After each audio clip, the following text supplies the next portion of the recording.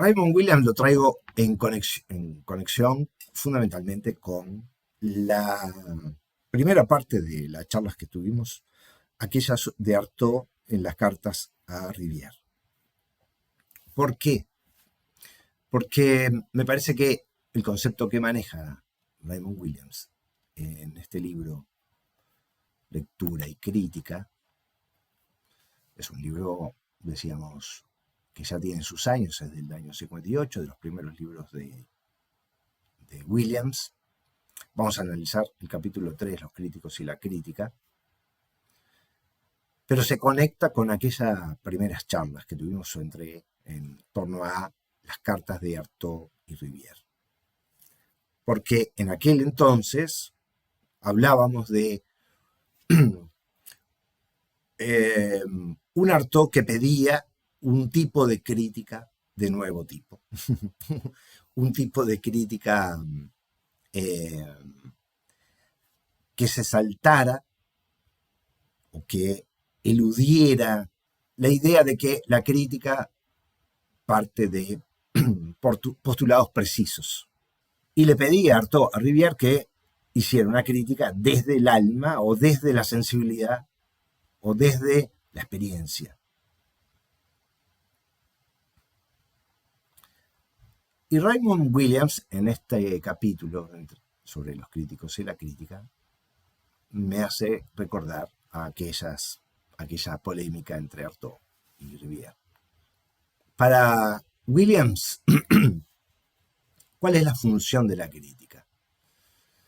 Para Williams es la mediación, aunque él no usa la palabra mediación, la agrego yo, es la relación o la mediación entre el artista y el público lector.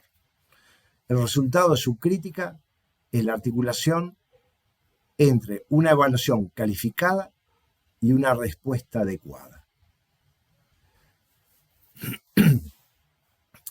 Aquí Williams habla de evaluación. En principio, la mediación entre el artista y el público es una mediación, es decir, una especie de intercambio, de lugar de intercambio entre el artista y el lector o entre el artista y el público, que el crítico ejerce en modo de evaluación.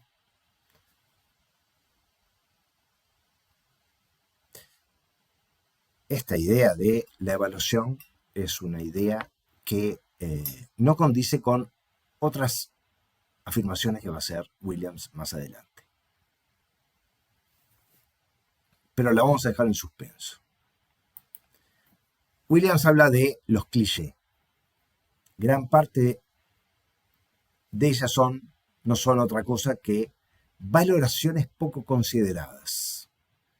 Muchas de las afirmaciones como qué gran obra, o esta película es una obra de arte, esta novela es una obra de arte, ¿sí?, son realizadas tras una apresurada lectura y expresada en términos de cliché.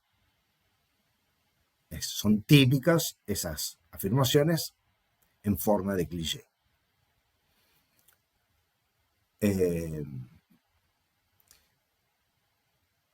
Una obra impactante, que no se sabe qué quiere decir o a qué cosas concretas se refiere. Una obra que va a marcar el futuro del cine. Hay múltiples expresiones en la crítica que son parte de clichés. Una evaluación que resulte como es una obra de arte, esa es una distinción en la crítica que debería ser explicada y no arrojada al pasar. Creo que él está proponiendo que cuando se realice una evaluación, esa evaluación esté demostrada, esté suficientemente explicada y no esté aludiendo a clichés. cuando nosotros hagamos crítica cinematográfica sobre una película en concreto, no podemos recurrir a los clichés. Y debemos ponernos en alerta cada vez que observamos un cliché en una crítica.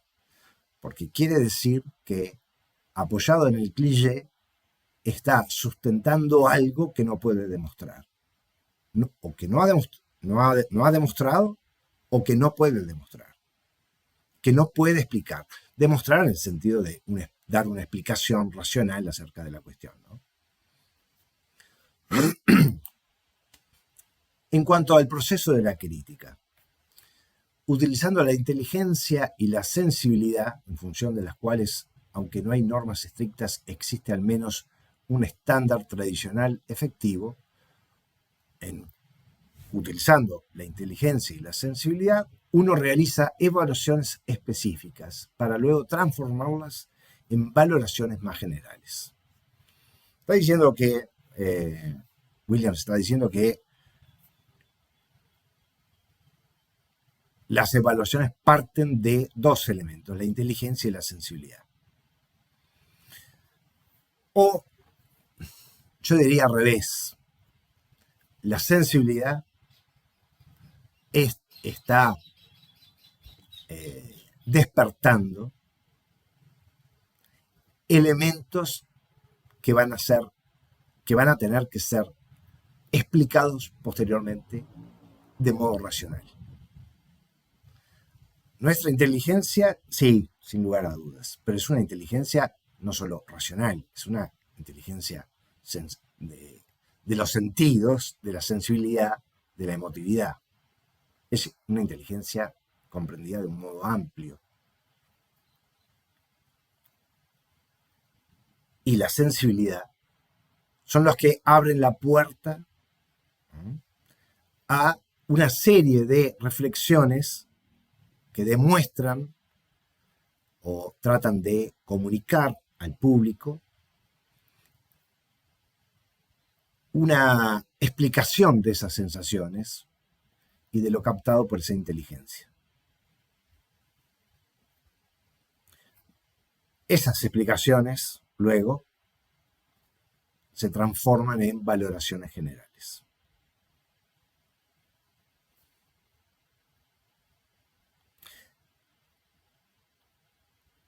Aquí traigo una cita que hace sobre Orwell en unas cartas editadas en 1948.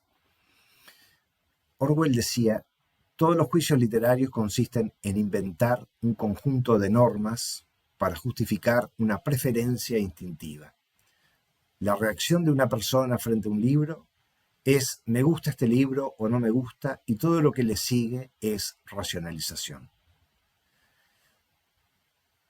Williams dice: la preferencia instintiva del señor Orwell en realidad está en relación a un sistema heredado de valores y juicios críticos de la literatura que no sería fácil de formular, pero que definitivamente no debería ser considerado como el invento de un conjunto de normas.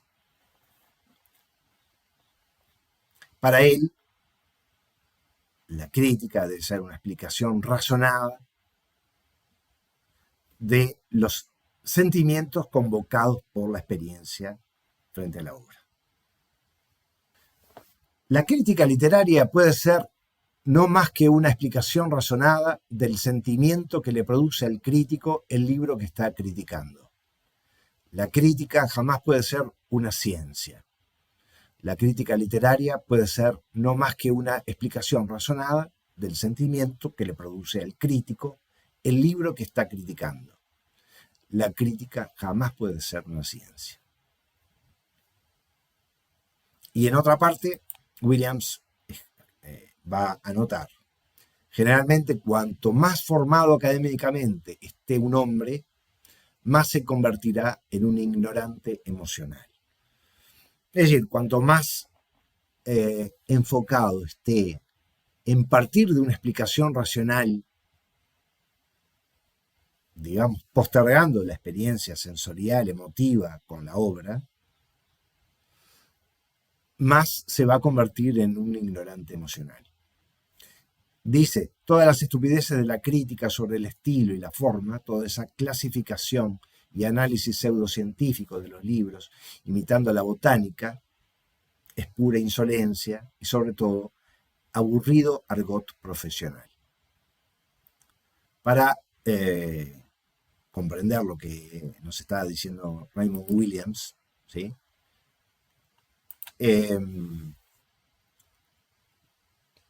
Yo sintetizaría en esto.